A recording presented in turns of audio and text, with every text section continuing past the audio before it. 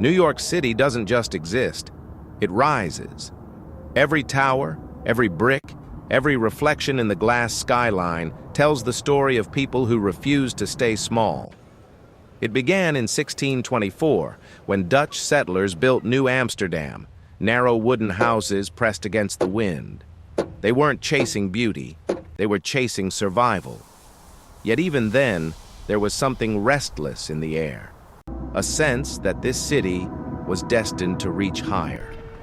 When the British arrived and renamed it New York, the skyline began to change. Brick replaced timber, and order replaced chaos. Georgian symmetry brought elegance and ambition. For the first time, architecture became a language of confidence. By the 1800s, the city was alive with noise and motion. Ships poured into the harbor, carrying immigrants, and with them, the energy that would shape New York forever. Brownstones lined the streets of Brooklyn, cast iron facades glimmered in Soho, and deep underground, the first subway tunnels carved a path for progress. Then came the moment the world took notice. 1902, the Flatiron Building.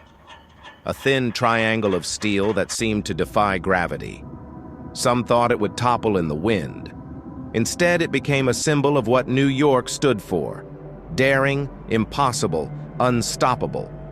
The 1920s turned architecture into art. The Chrysler Building rose like a silver crown, its spire piercing the sky. Then came the Empire State Building, built in the depths of the Great Depression, completed in just over a year. It wasn't just a skyscraper, it was a promise that even in hard times, the city would keep rising. After World War II, glass and steel took over. Buildings became sleek, efficient, anonymous. The skyline reflected a modern corporate world, powerful but cold. And then something shifted. In the 1960s, when developers threatened to demolish Grand Central Terminal, New Yorkers fought back. They won and saved not just a building, but the city's memory. Then came the tragedy that changed everything. September 11th. The towers that once touched the clouds were gone, and for a moment, it felt like hope fell with them.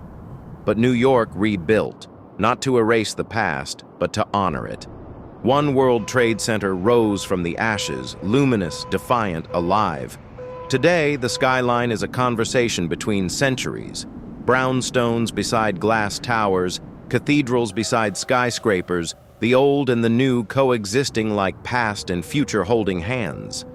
New York is more than a city. It's a story written in stone and steel. A reminder that no matter how many times it falls, it will always rise again. Stronger, brighter, and forever built